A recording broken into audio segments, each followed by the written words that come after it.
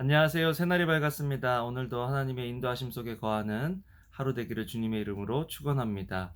오늘 말씀은 신명기 2장 1절에서 15절 말씀입니다.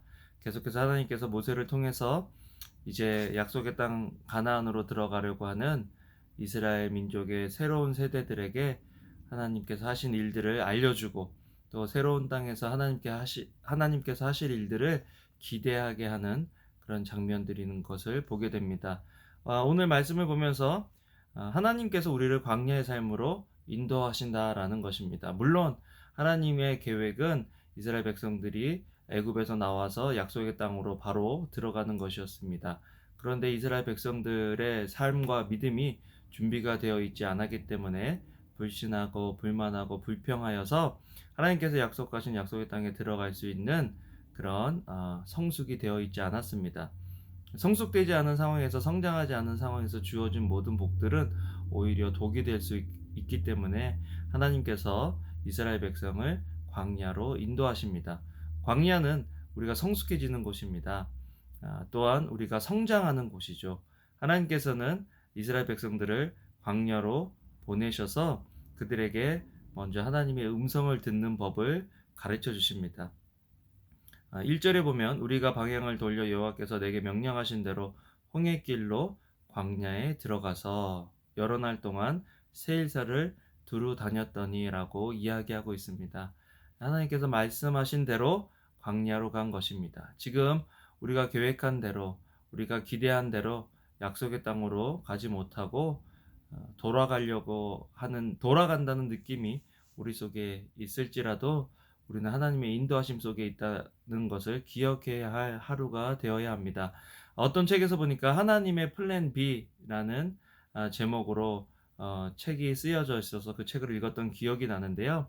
하나님께서는 우리를 향해서 플랜 B가 있다라는 것입니다. 물론 하나님의 최고의 계획 가운데 우리가 순종함으로 그 계획들이 착착착 진행되어 이루어지면 좋겠지만 우리의 연약함과 불신함과 부족함 때문에 그 계획들이 연기가 된다는 거죠. 그렇지만 하나님의 그 계획하심 속에서 우리가 하나님께서 약속하신 그 약속의 땅으로 들어갈 그런 날은 반드시 온다라는 것입니다. 그렇지만 하나님의 플랜 B 이 광야에서 우리가 어떻게 어떤 반응을 보여야 하는지는 또 우리에게 달려 있다는 것을 우리는 깨닫게 됩니다. 특별히 광야에서 해야 하는 일들 중에 하나는 하나님의 음성을 듣는 거죠. 매일매일의 삶 속에서 하나님 이런 때는 어떻게 할까요? 이런 관계성 속에서는 어떻게 할까요? 이 사람하고는 어떻게 해야 될까요?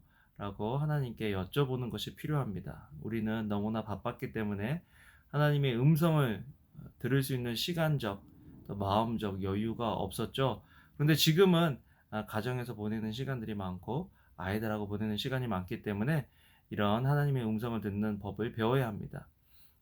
부부가 지금 가정에 같이 있는 상황이라면 엄마나 아빠에게 서로 2시간에서 3시간의 시간을 주면 좋겠습니다. 엄마가 아이를 보는 동안에 아빠가 하나님과 시간을 갖고 개인적인 시간을 갖고 또 아빠가 아이들을 3시간 보는 동안에 엄마가 또 개인적인 시간을 갖고 쉼을 갖는다면 가정의 여러 가지 일들도 평화롭게 또 잘 형통하게 진행이 될 것이라고 생각이 됩니다. 광야에서 해야 될 또 다른 일은요. 싸움을 피하는 것입니다.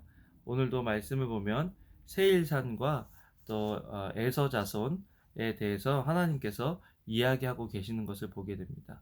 그들과 불필요한 싸움을 피하라는 것입니다.